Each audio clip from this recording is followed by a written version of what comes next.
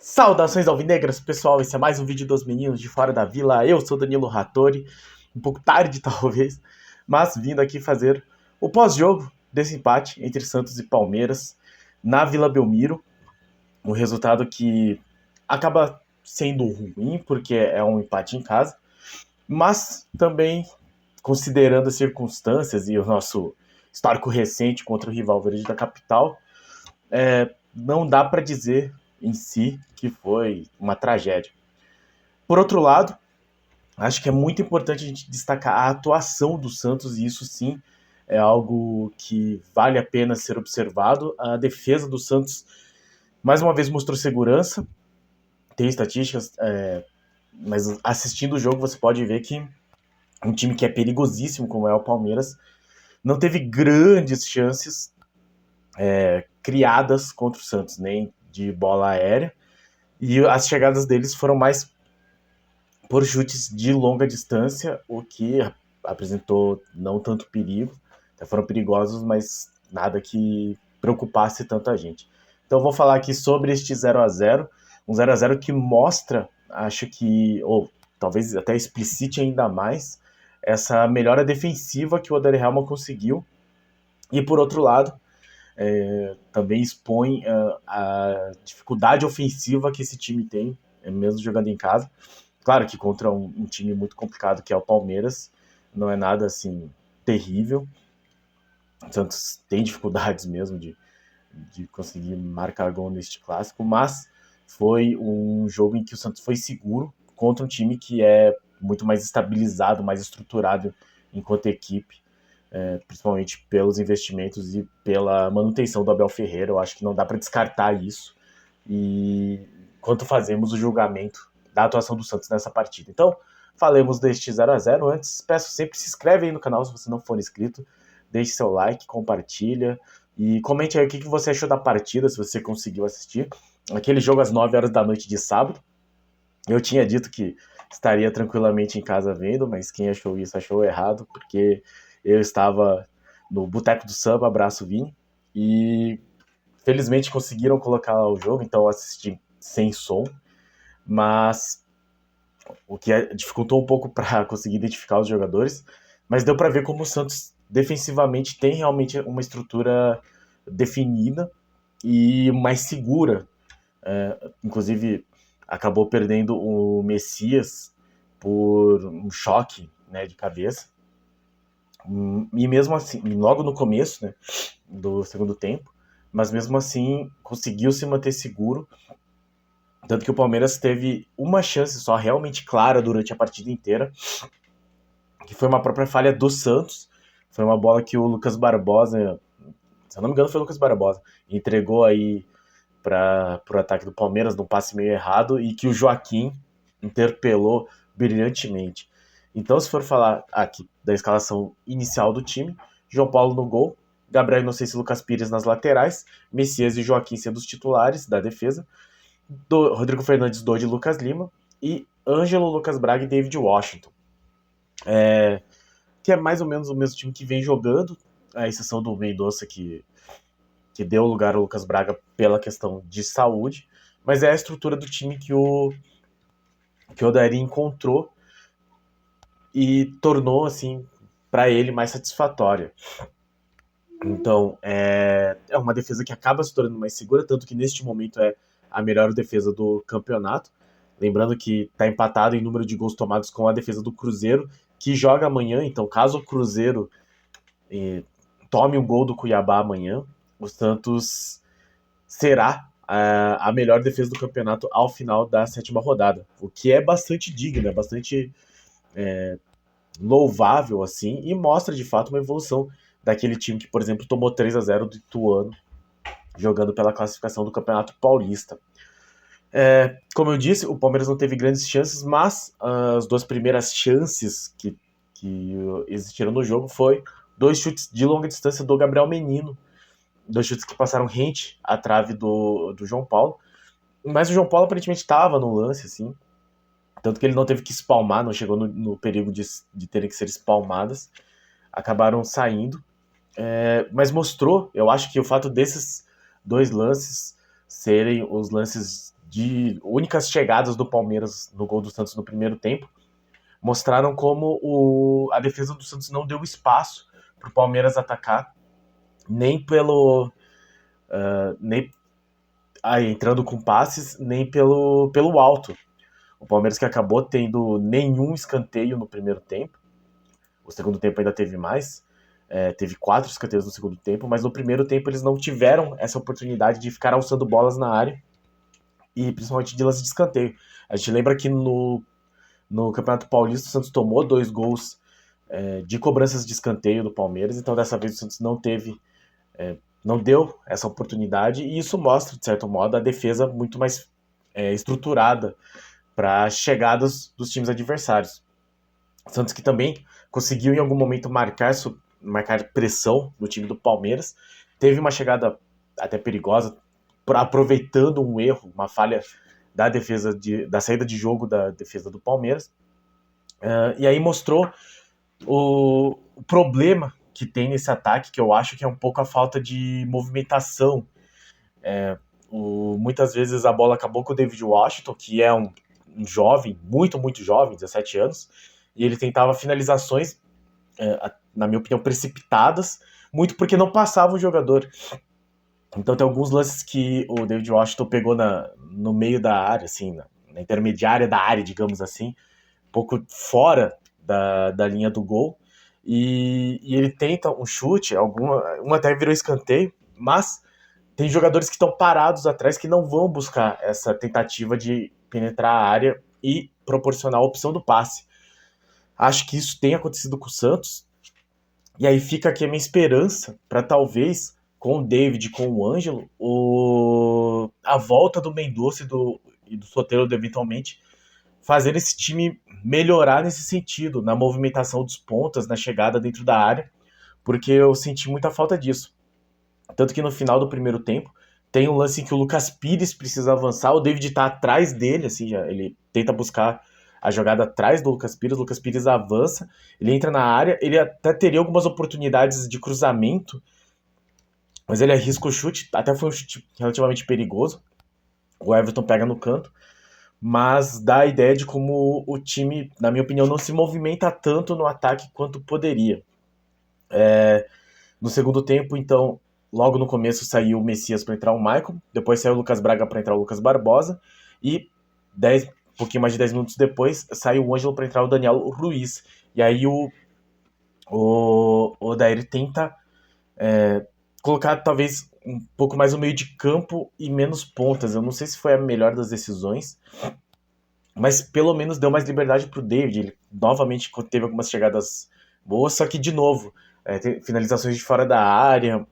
Teve uma que ele tentou fazer aquela batida com a parte interna do pé que vai no ângulo, mas totalmente fora de momento. Um outro chute de longe que ele tentou me parecia ser um pouco afobado. Claro, ele é um menino de 17 anos, primeiro clássico dele, sendo titular, inclusive. Não era de se esperar que ele fosse... Claro que tinha essa esperança, mas não era assim exatamente algo muito concreto, que ele fosse destruir e conseguir fazer jogadas. No final ainda tem uma boa jogada dele, que ele dá meio que o drible da vaca, e aí ele faltou um pouco de perna, ele jogou um pouquinho mais pra frente do que poderia. Fiquei pensando depois de ver o lance várias vezes, né, que se ele tivesse um pouquinho mais de velocidade, ou tivesse jogado a bola um pouquinho menos pra frente, ele poderia talvez travar na hora que, acho que é o Luan que bloqueia ele, poderia travar assim e o Luan passar reto e ele ficaria cara a cara com o goleiro.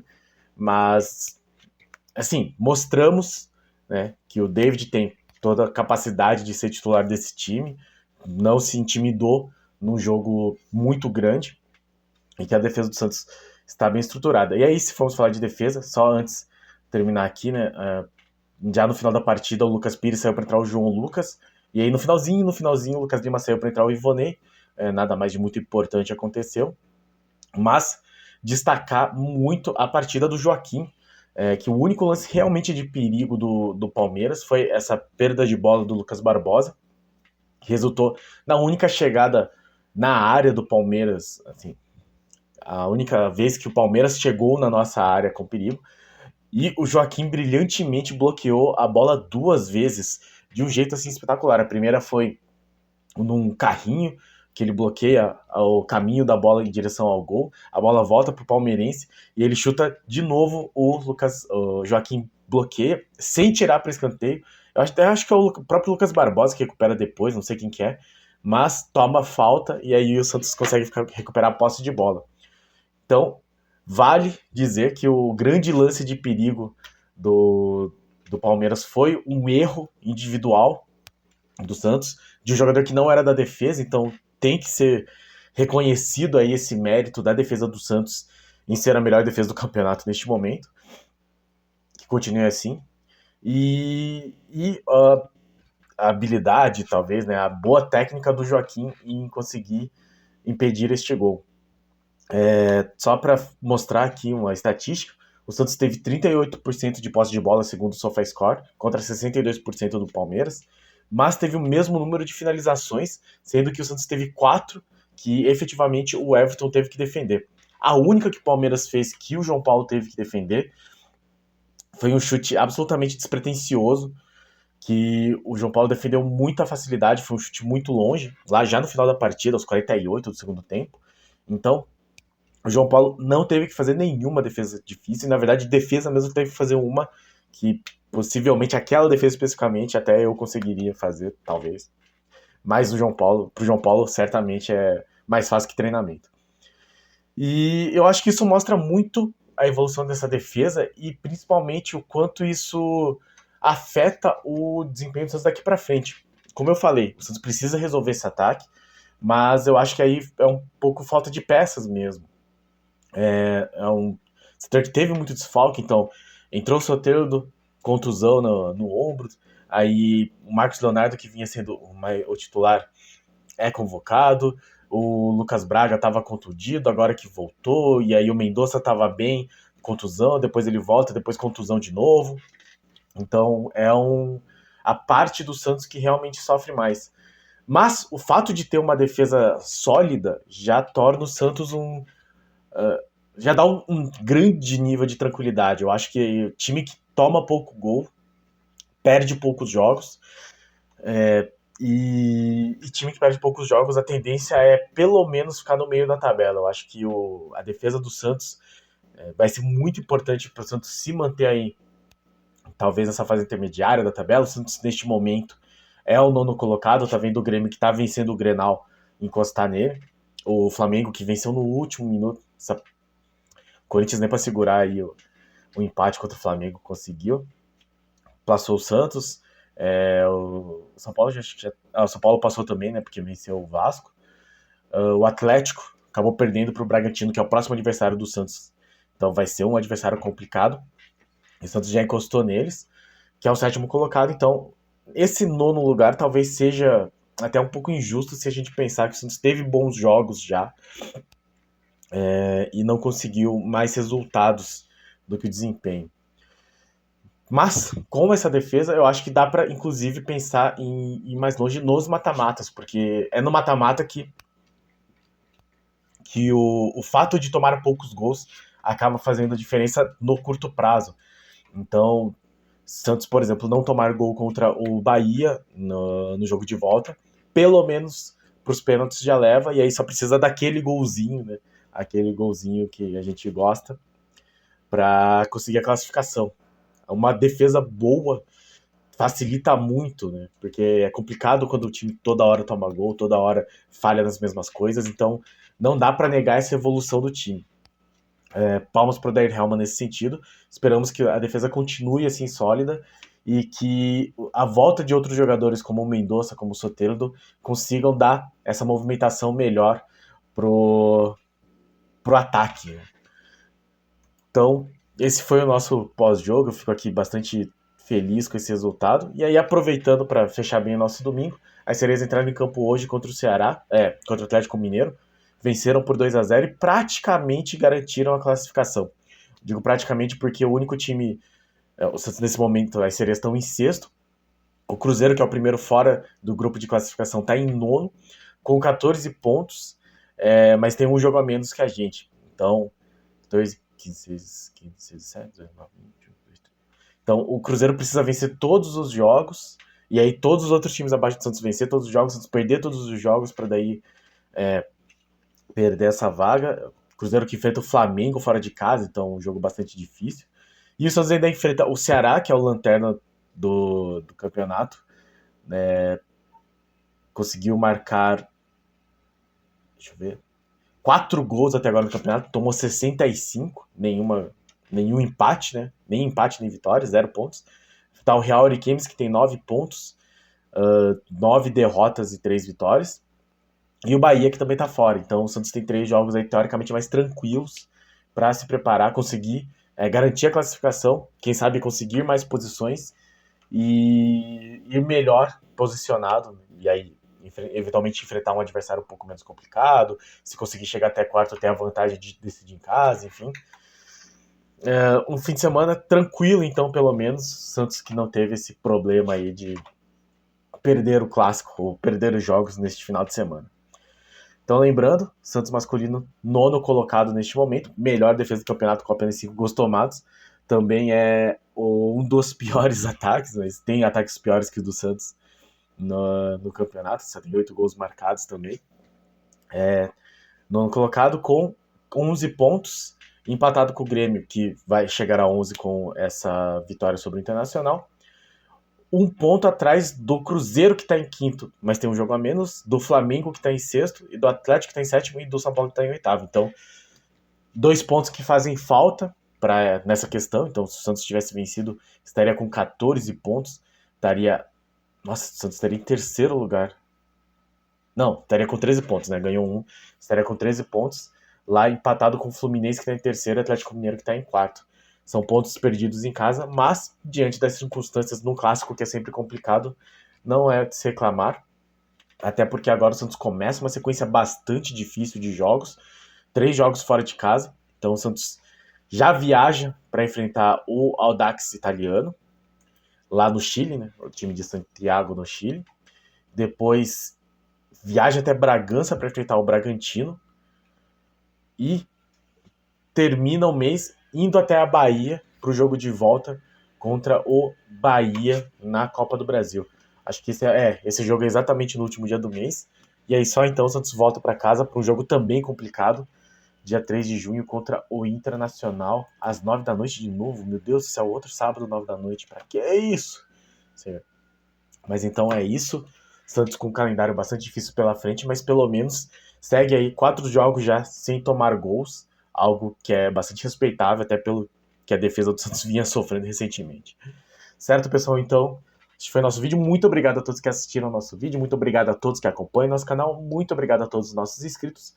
Se você não é inscrito, se inscreve aí, deixe seu like, compartilha e comente o que você achou dessa partida contra o Palmeiras. Clássico sempre difícil contra o rival verde da capital. Mas, enfim, não mantivemos a invencibilidade na Vila este ano. Mais uma vez, parabéns aí ao time do Dani Helman. Falta melhorar esse ataque, mas eu acho que com a volta de outros jogadores que possam dar mais velocidade, mais qualidade, é possível que o Santos consiga aí esta evolução. Agora é ver como que o time se porta, mas acho que o jogar fora de casa talvez ajude, principalmente contra o Audax Italiano e Bahia, que são times que jogaram fechados contra o Santos e vão ter que sair diante da torcida e precisando do resultado.